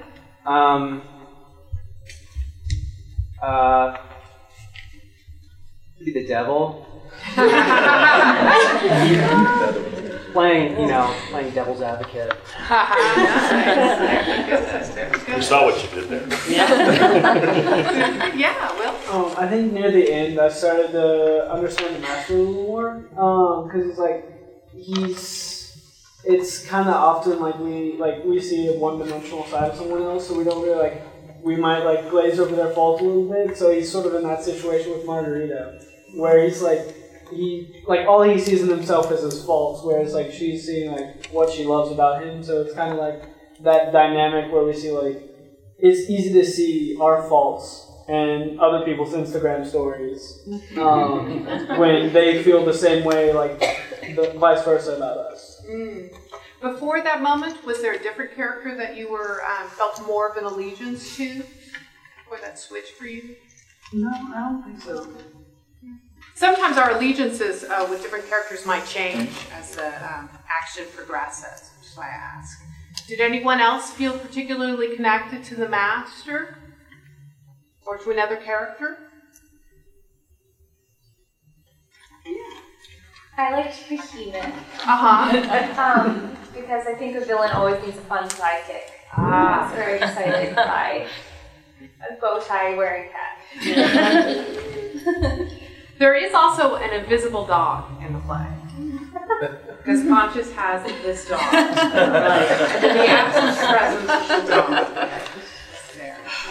Yeah. It's been a very long time since I read this, but I always saw the devil as the Mad Hatter and Behemoth as the Cheshire Cat, and then Korolev as a Harlequin. I never really had an equation for that, but also Margarita as Alice. But I've always liked the Faust character. Lovely. I thought it just kind of added to the, I don't know why this doesn't make sense to you. It makes perfect sense to me when everybody. Yeah. Yeah, that's a great parallel. Yeah. Excellent. Any other characters that people felt particularly drawn to? I forgot his name, but the sad boy poet in the beginning, he kind of operates as the framing mechanism for the whole thing. I always like those kinds of characters. Yeah, right. So he's kind of an underdog? Yeah. Yeah. Still has some control just within the world of the play as the one who gets to start and finish the whole thing. Yeah. Yeah, one of the sort of, I think, challenges of the play is such a kaleidoscope of characters, and a challenge of the novel is whose story is it, right? Who is the master of the story? We know who the master is in the story, but whose narrative, whose story is it? And does that ever change at different times? And it sounds like you all have very different connections to different characters within the story as well. Were there any moments that you felt more drawn in versus other moments? Any moments of action where you felt really excited to see what happened next? Yeah. I think the ball. I just really enjoyed that the characters involved and the dynamic, and I mean, my favorite character was Margarita just because I'm a big sucker for love, and the fact that she would do anything for love. She even mentioned the devil or Satan, and then she got to meet him. She also really does become a witch, right? So she not only gets to meet the devil, but she gets to benefit from that. One might say. Yeah, excellent. So the ball was really striking. Were there other scenes that people felt particularly drawn to, or other people that were really drawn to the ball? Wow, lots of ball scenes. Okay, yeah. Well, two things. One, I like the ball. I think my wife and I used to go to Actors Theater religiously, and I think that the ball, you can really have something that can be really, you can have random people walking. I really think that'll be exciting for the audience to see. And it was, when they started introducing the guests, that was really fun because you're like, oh wow, this is really the kind of ball you'd usually expect. So, and I also like the opening scene too with the debate. I really like that too. And I've never read the book, but I thoroughly enjoyed it. Excellent. Other scenes that people felt really connected to? Just the little Frida part in particular, where they tell the story about why she has the blue. Yeah. And Did you want more of her? Huh? Did you want more Frida? Oh, yeah. Always more Frida? She made me sad, but also whenever she got to take it off, I was like, oh, yay!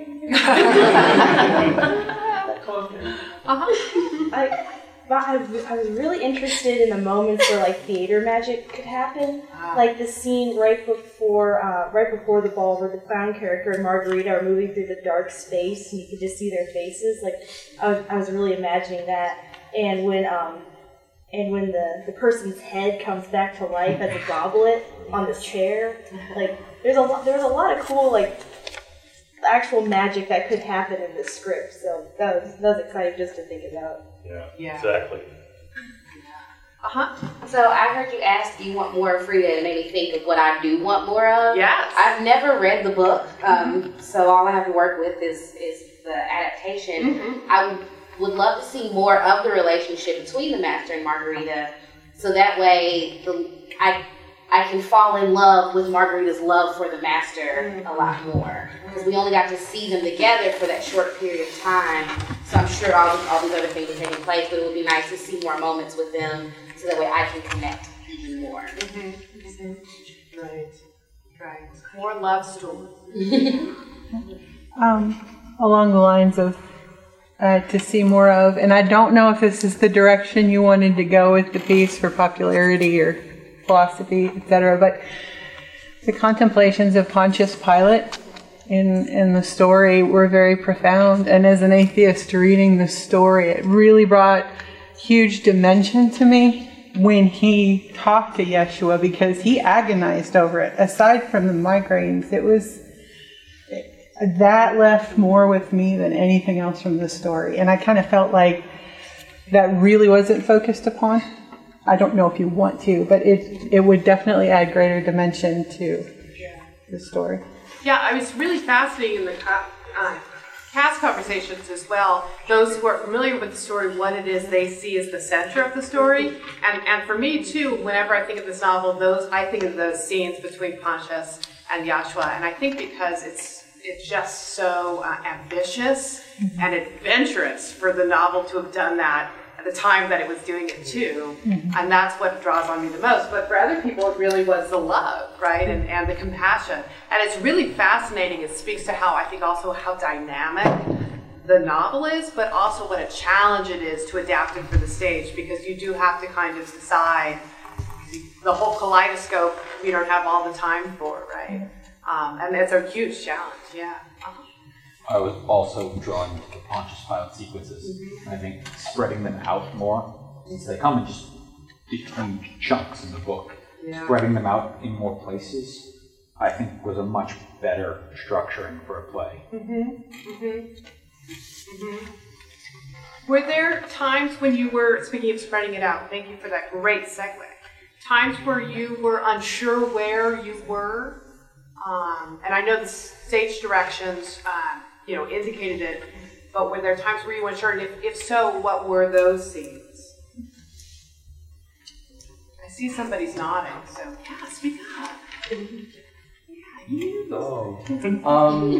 The scene where she wakes up naked in a black cape.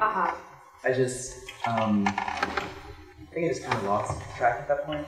That was just personal, very agey, which is why I really enjoyed the ball scene. There's a lot of information being thrown, and I really like the Twin Peaks reference. It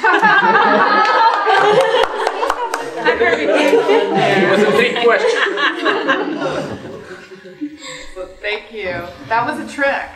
See, they were listening. Or just, checking. Are there other scenes where people were unsure exactly where they were? I think when everyone was out, when most, not everyone, but when most of the cast members were up, it was less obvious, where exactly. A couple of times. Okay. Yeah. Yeah, Amy? For me personally, when everyone was out, I understood a little bit more. So I think that's just variations. But I got a little confused, and I think it's just because I don't know the source material. I got a little confused with the more historical flashbacks, I believe. I'm not really for sure the story or what went on then between specifically Bailey's character and Pontius, yeah.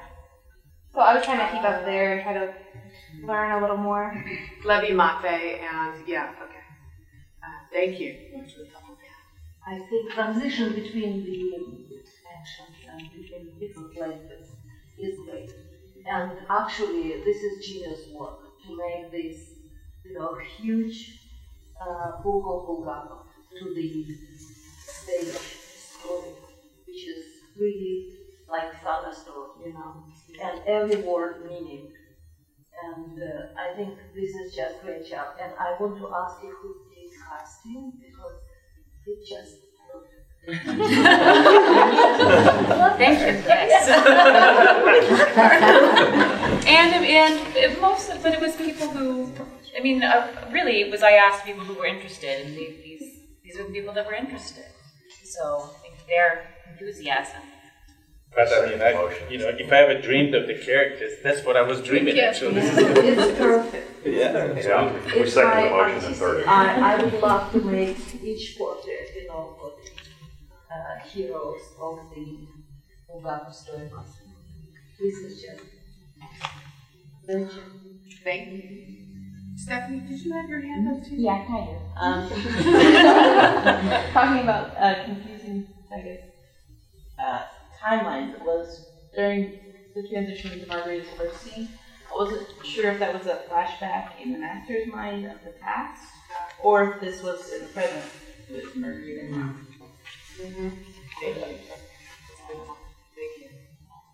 Thank you. How many of you were familiar? Oh, I'm sorry, Veronica. I was kind of confused when at the end Margarita was detached from the wall. Yeah. That doesn't happen. You can't do that. I thought that's how you got up every morning. She does. Frank, I thought you helped to write it, so I don't understand. Your idea.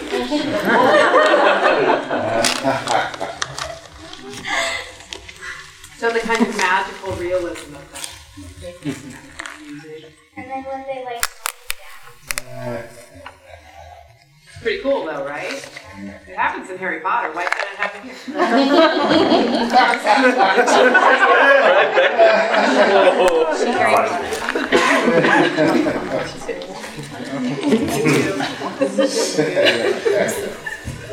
How many of you are familiar with the novel? Just a show of hands. So for those of you familiar with the novel, what new discoveries did you make about the novel from the play? Okay. You know what? Whoops. There was in the adaptation. There was also a hint of also like a Faustian kind of a temptation, which you know what I'm saying, and I don't know if there was a Faustian sort of temptation that came through in this adaptation. More so than when you read the novel, because the novel is sort of epic or panoramic in a certain way. And this here, there was that Faustian tone with a few characters, and even with the character of Valen. And I thought that was quite fascinating. I don't know if that was intentional or not, but that tone, that Faustian tone came through. It's filtered out, I think, unintentionally, but I see what you're saying. It was not intentional. I mean, I think it works. I think it works.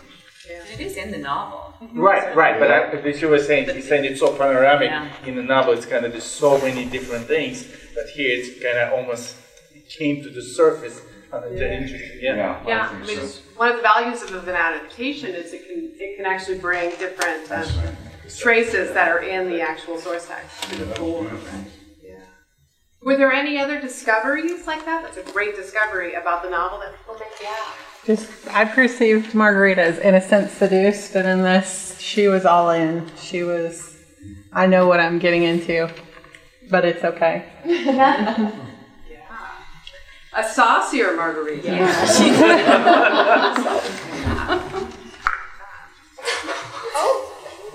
Any other new discoveries?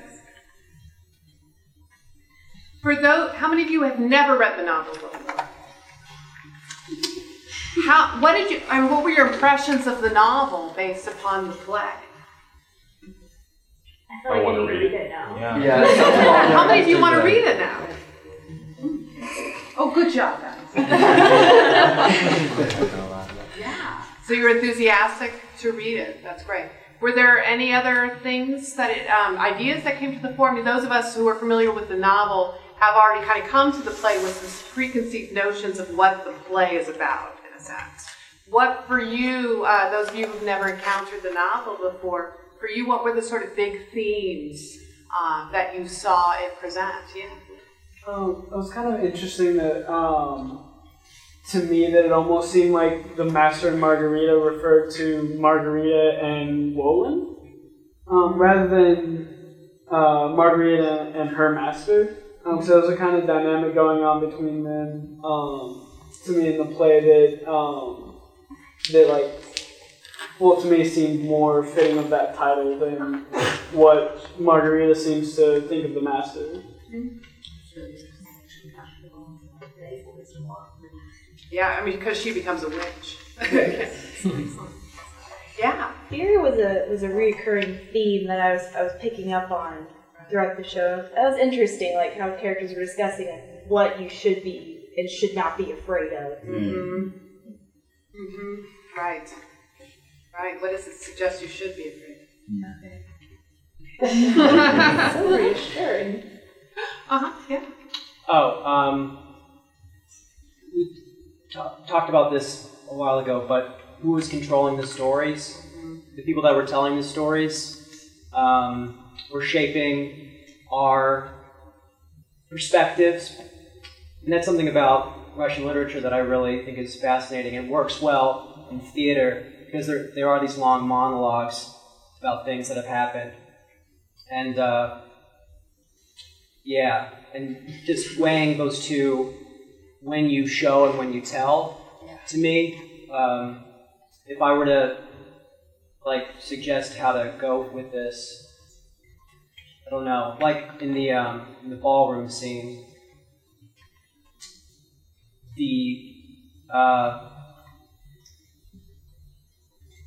I'm trailing off now. Okay. Good.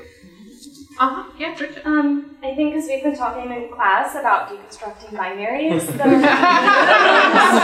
relationship between good and evil stuck out to me. And like the devil says, you can't have shadows without people and living things.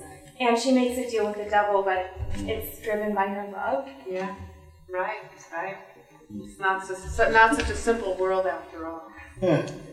Yeah. I'm going to piggyback off of that comment because I think what's also really interesting and fascinating about this portrayal about good and evil, which I think is shown very well because we have actual characters that are like in the spotlight, in center stage or whatnot, as well. There's all this talk of good and evil. Your primary figure here is the devil. And kind of to go back to Baron's kind of idea of the Faustian overtones here, it is fascinating to see what counts as good and evil when most of the course, like the plot line, is propelled by desires of this man and woman that are like in conversation with the devil. and it's not like there's any real consequence for actions in this case. It's just the devil leads one along and goes on, and you see that here by an actual figure. Because I thought about that. I'm like, normally when you make a deal with the devil, you get a really raw deal. Especially with the devil. That's why this is fascinating, because if we're talking about Faust, you make a deal with the devil, everyone's like, don't do it. Let's save the woman. She can't go to, or let's save, anyone who's making the deal with the devil so they don't go to hell. But in this case, she got to go to a party, be a queen. Yeah. I'm like, hey.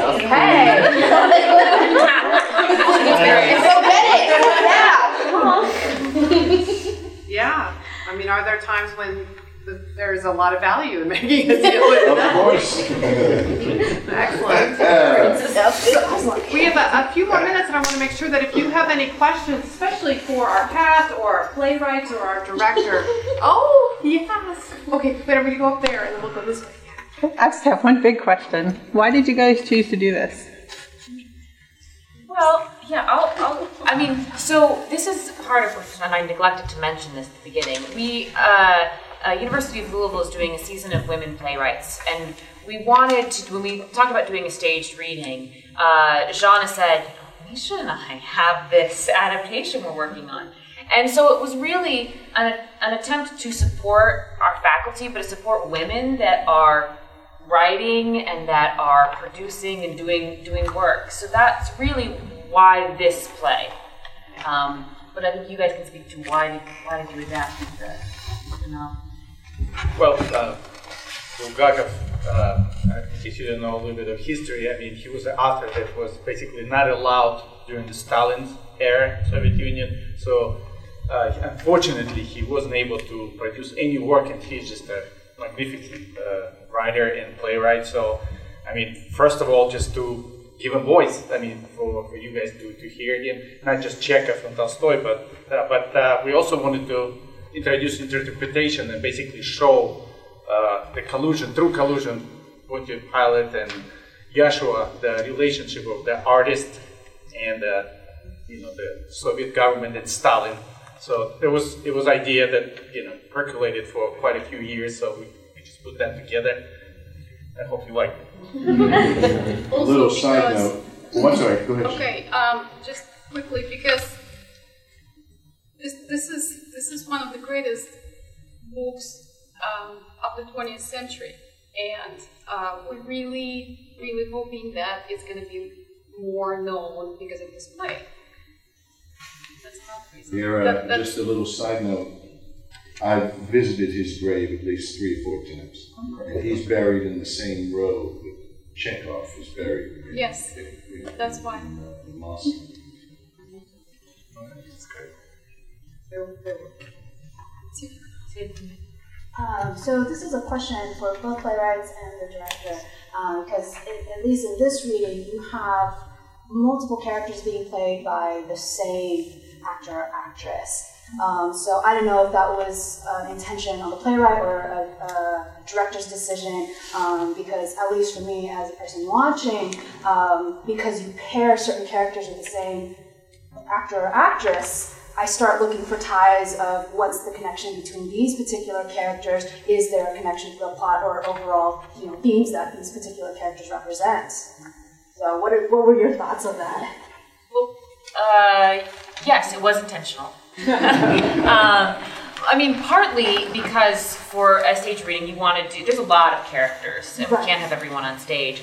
But and Jana was involved. Jana and myself and Jana were involved in which characters should be paired together. And do you want to speak to why? Oh, sure. Yes. So, from our point of view, if this play is ever going to be produced anywhere, it's really important, and it says so in our notes, that the master and Yeshua have to be played by one actor, and also Ivan and Lady Matvey have to be played by one actor. It's really important because those are connected, and they're connected not historically, but through the idea of the book. This is basically, we didn't invent it. It came from Bulgakov's novel. Pretty much. Yeah. Did you, Tiffany? Did you mean other characters who played more than two? Yeah, because I didn't know if you had intended that because this was just a reading that you wanted to have less people on stage. Yeah. And like so, in an actual full run of this, you would have individual actors and actresses for every single character. Or, as you were saying, there's certain roles that it has to be done by the same character because that physical as well as the kind of ties of the plot have to be made. Yeah. So as John and Misha have said, that there is that parallel is intentional, and I think would want to remain. And I think as with a lot of plays that have doubling, they're suggested doublings. And so for this reading, we tried to have characters that were in the same world. People played those same characters. So if they were in sort of the devil's world, now it didn't always work. But they would play similar characters. So, for example, Behemoth is a little bit. You could argue that he's tied with Berlioz, and who knows? They do draw additional parallels. Will, did you?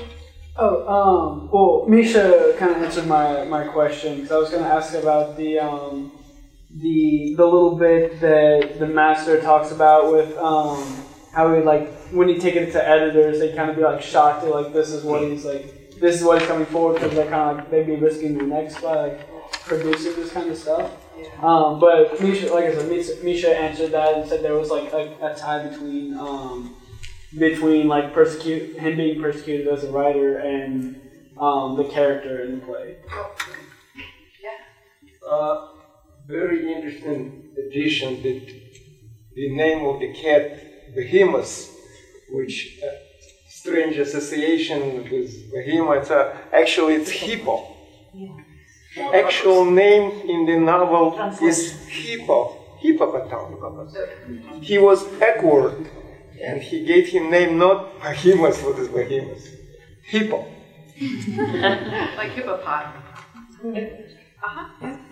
Can you speak to the novelist's relationship with religion in his life? What were his personal beliefs with God and the devil? Do you want to say it? No, you do. Okay.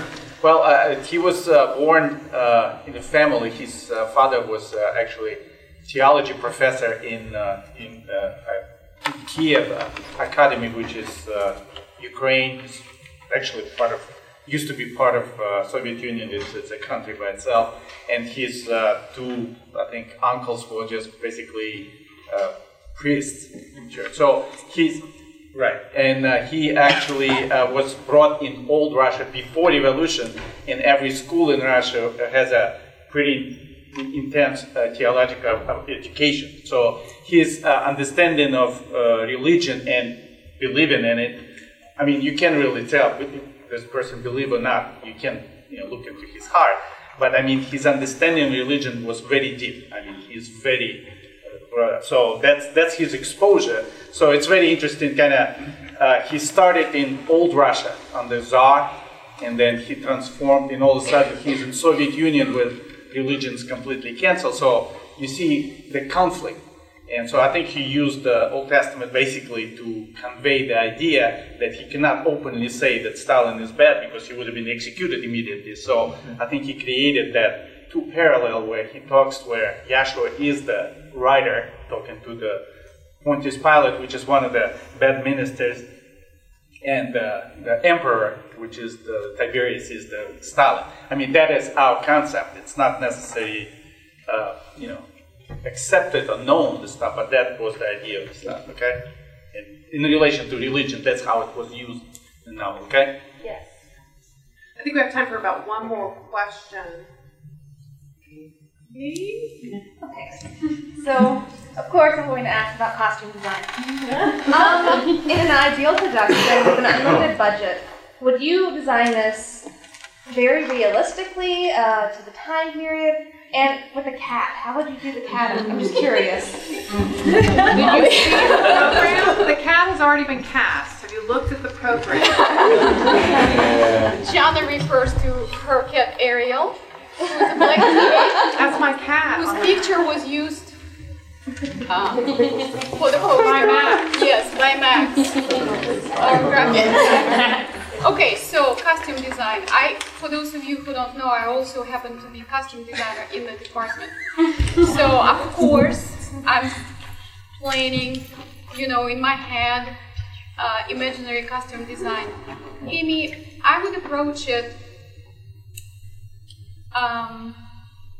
true to the period, okay? But I wouldn't go crazy about every single detail. I think it needs to be simplified as long as it conveys the idea of the period. It has to have period line, like 1930. You're familiar with costume history, Yes. what 1930 silhouette looks like. But there are tricky details like uniform of militiaman. It has to be accurate. Or uniform of the nurses. Of course, in full script, there are more characters, and that makes it really overwhelming. So I would simplify it enough so that it would be produced elegantly and made it possible to produce for us. And, because we don't always have huge budgets. Jana, I think you avoided the question, Chad. What about the cat? Oh. I forgot about the cat. I was going to say about Judea. I would also... She's a side. I mean, you have to approach it, you have to start true to the period, but then cut down. So the cat, and I'm surprised you didn't ask me about nakedness of Margarita. And yes, I was like, this is a reading. Doesn't cost a lot of money. Right, that doesn't But with the cat, he has to look like a cat.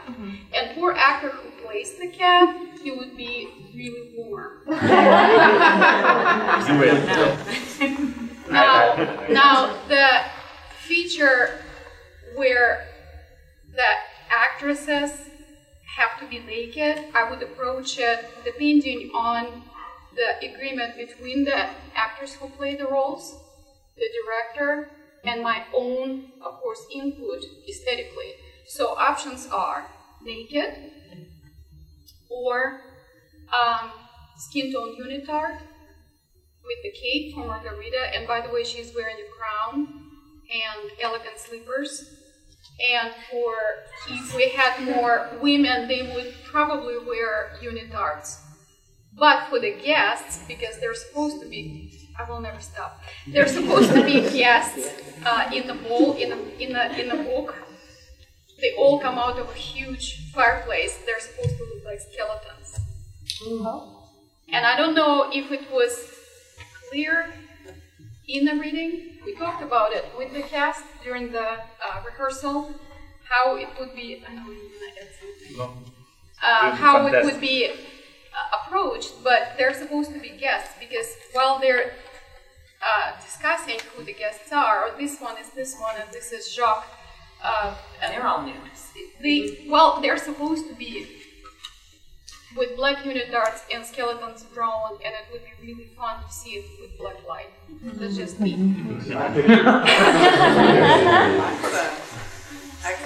I pictured Frida coming into the ball with her dress that's just got dirt on it, as though she's just buried the baby. She's naked. Right. They're not allowed She can have a dirty unitard.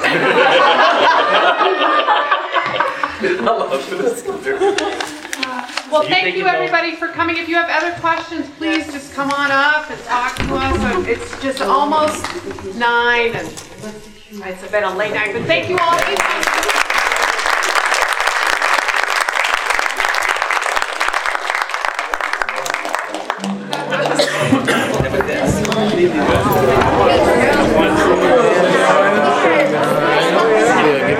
Take care.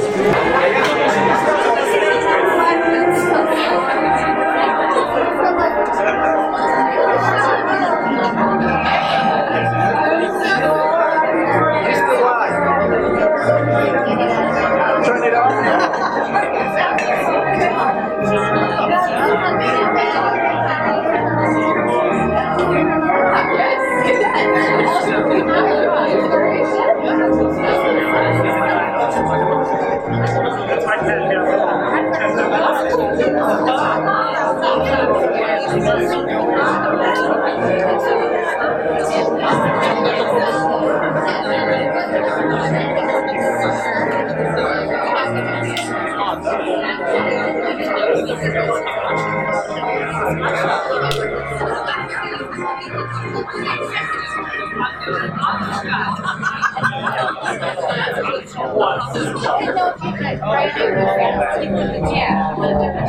So we're still recording. We're still recording. Do it again. For real?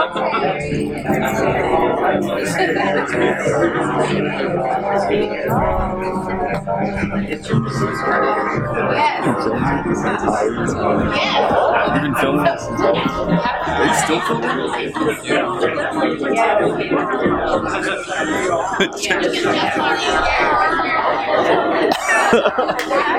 That's great.